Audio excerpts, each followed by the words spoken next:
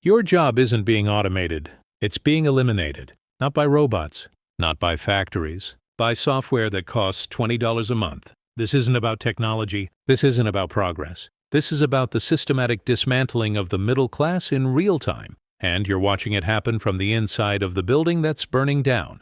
In 2025, 77,999 jobs vanished in just 6 months. Not offshored, not downsized, replaced by ChatGPT, by algorithms, by code that never sleeps, never complains, and costs 80 cents per hour.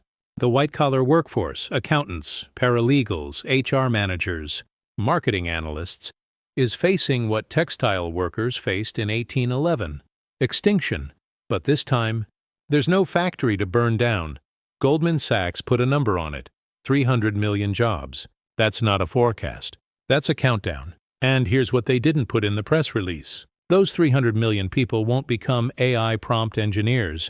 They'll become what historian Yuval Noah Harari calls the useless class, economically irrelevant, politically invisible, and financially obsolete. Fast forward, 2030, half of all entry-level white-collar jobs gone. Not transformed. Gone. The corporate ladder? It now has 2 rungs. Executives who own the AI and everyone else scrambling for gig work that pays less than what their parents made in 1985. Sound familiar? It should, because this exact pattern destroyed an entire generation once before, and the people who won that fight made sure you'd never learn their names. March 11, 1811, Arnold, Nottingham. A mob of textile workers, not criminals, not thugs, skilled artisans, smashed into a knitting workshop and destroyed 5 machines. Their crime? Refusing to disappear quietly.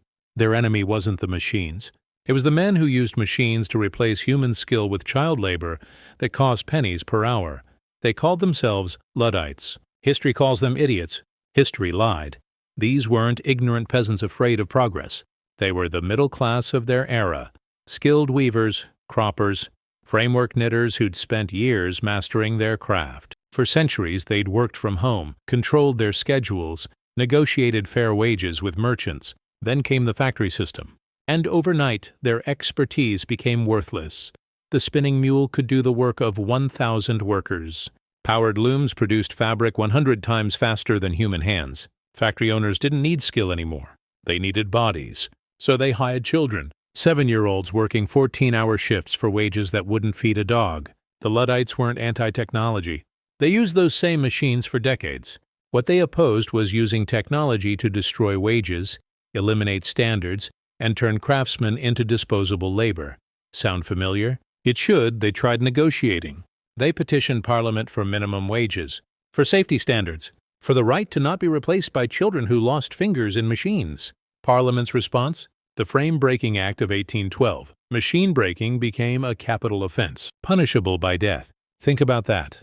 The British government made destroying a machine more serious than murdering a human being. The government sent 14,000 troops to crush the uprising.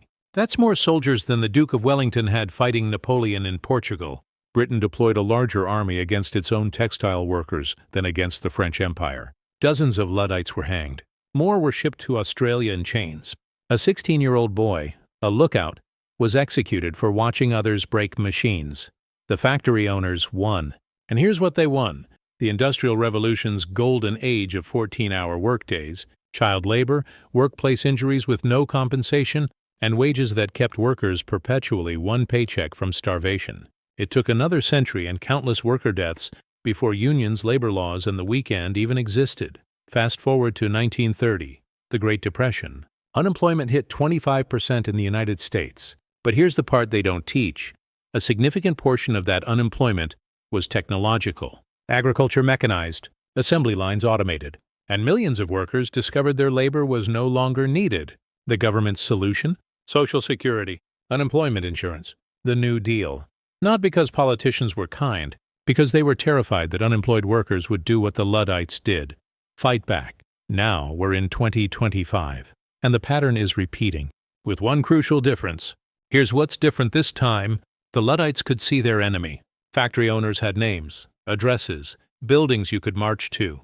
Today's factory owners are lines of code running in data centers you'll never see, owned by corporations with more legal protections than you'll ever have. But the pattern? Identical. First, find tasks that require skill, but follow patterns.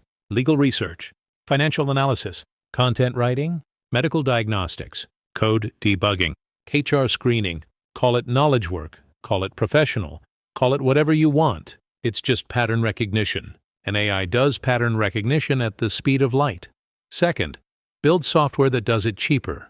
Not better, cheaper. A paralegal takes years to train and costs $65,000 a year. An AI legal assistant costs $240 a year. Does it make mistakes? Sure, but it makes mistakes at a price point that makes the mistakes profitable. Third, replace humans at entry level first. This is the key. You don't fire the senior attorney. You stop hiring junior attorneys. You don't terminate the marketing director. You eliminate the marketing assistant position. The ladder disappears from the bottom up. And the people already at the top? They're fine. They'll use AI to do the work of 5 people and keep the salary of 5 people. The people who never got to climb? They don't get a ladder at all. Fourth, call it augmentation. This is the language trick. AI won't replace jobs. It will augment them. Translation. We're going to make you do the work of 3 people with AI assistants, then fire 2 of you and not raise anyone's salary. In 2024, 37% of companies using AI reported they had replaced workers. Another 44% said layoffs due to AI were either probable or definite in 2025. But they don't call it replacement. They call it optimization. Who controls this game? Not you, not your elected officials. Not even most CEOs, really. It's whoever owns the AI infrastructure. OpenAI, Microsoft, Google, Meta, Anthropic. These companies aren't public utilities. They're for-profit corporations, and their profit comes from one source: reducing your company's labor costs.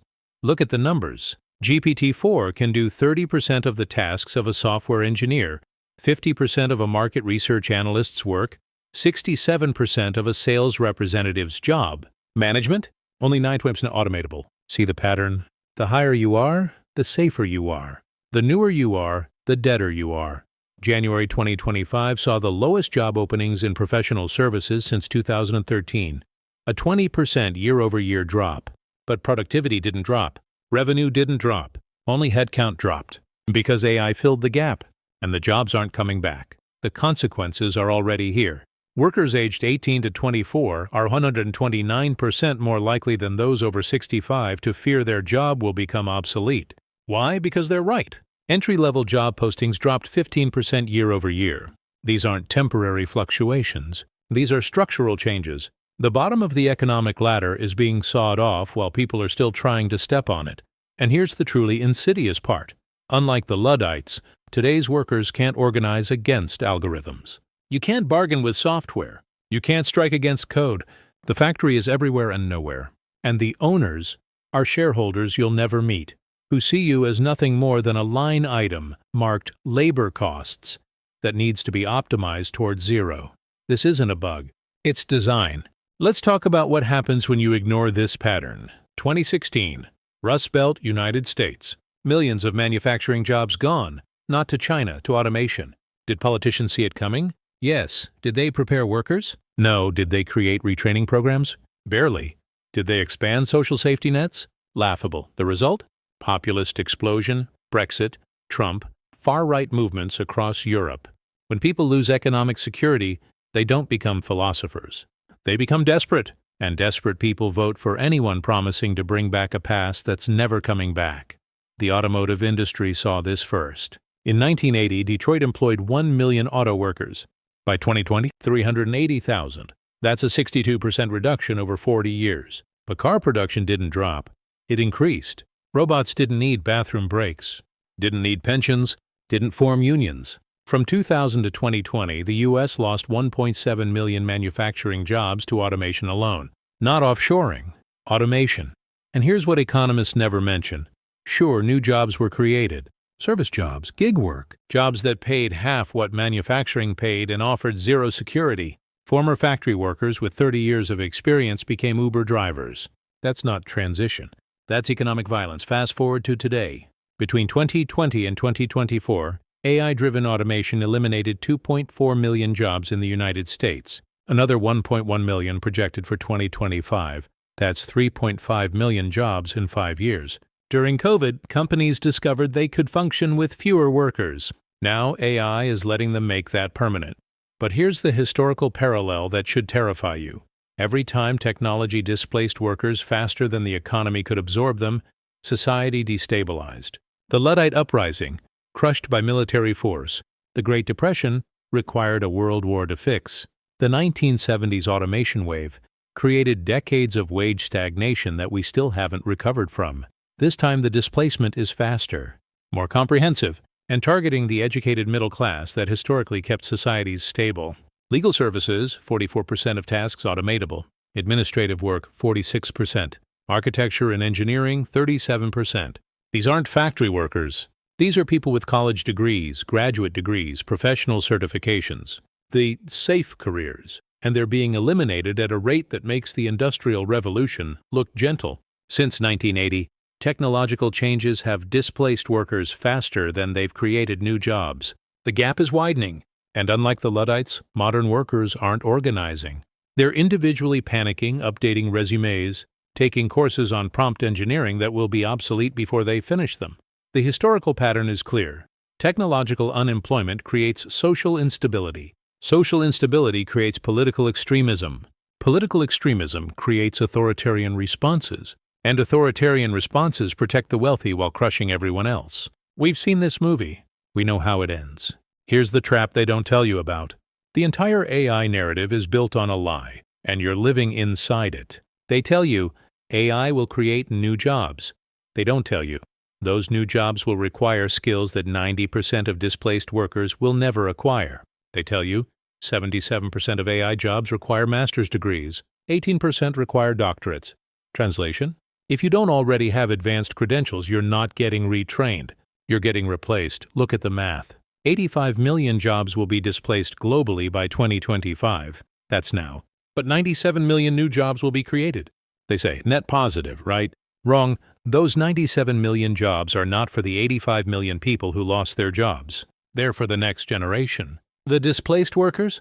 They become the useless class, economically irrelevant, politically invisible, financially extinct. And here's the most brutal part, this is intentional. Every major corporation knows this. Every tech CEO understands this. Every government has projections showing this. 41% of employers worldwide plan to reduce their workforce in the next 5 years due to AI. Not might, plan to. This isn't speculation. This is quarterly earnings guidance. This is SEC filings. This is shareholder meetings where executives celebrate labor optimization. The World Economic Forum, the people who own the corporations replacing you, published a report predicting all of this. They know. Goldman Sachs knew in 2023 when they published the 300 million jobs figure.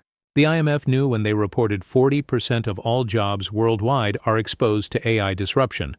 They all know. They just don't care. Because the people making the decisions aren't the ones being replaced. Women face nearly 3 times the automation risk of men. Why? Because women disproportionately work in administrative roles, customer service, data entry, the first jobs to vanish. In the U.S. alone, 58.87 million women occupy positions highly exposed to automation compared to 48.62 million men. But you don't see gender-specific retraining programs. You don't see targeted support. You see, learn to code, take an online course, become an entrepreneur, as if that's a solution for 59 million people. The global scale is even worse. 77% of jobs in China are susceptible to automation. In India, 650,000 IT service jobs have vanished already, and IT was supposed to be the safe sector. Across Asia, 21% of current jobs will be displaced by 2026. In Europe, 12 million jobs will be eliminated or transformed in the next 3 years. This isn't a U.S. problem. This isn't a white-collar problem. This is a global restructuring of who gets to participate in the economy. And the truly insidious part? The companies driving this aren't trying to build a better world.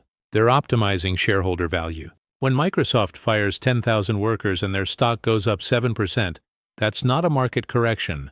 That's the market celebrating human displacement. That's capitalism declaring labor obsolete. The truth they're hiding? This isn't temporary disruption. This isn't a transition phase. This is permanent reallocation of wealth from labor to capital. The factory owners won in 1812. They're winning again in 2025. And unlike the Luddites, you don't even have a building to march to.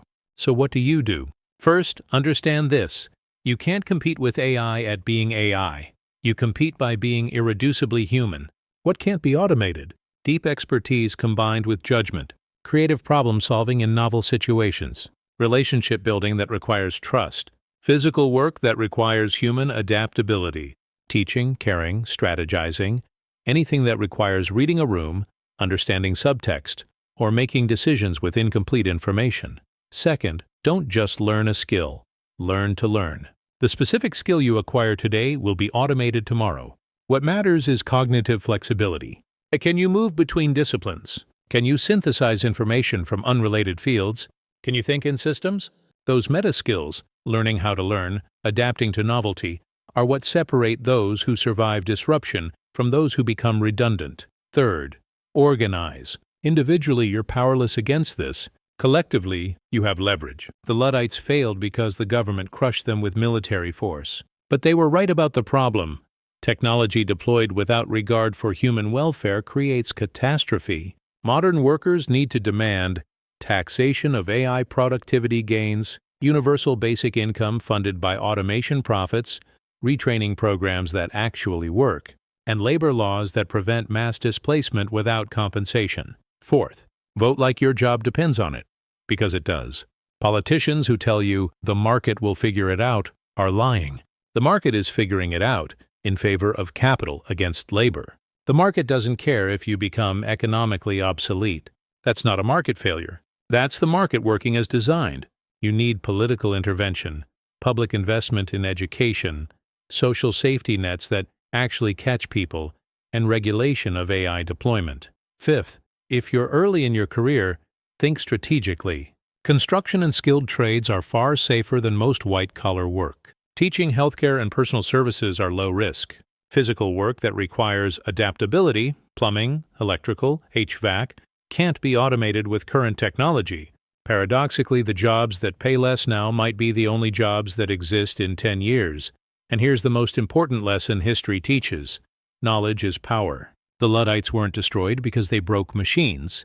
They were destroyed because factory owners controlled the narrative. Progress and efficiency in the future, these became weapons against workers. Today, disruption and innovation play the same role.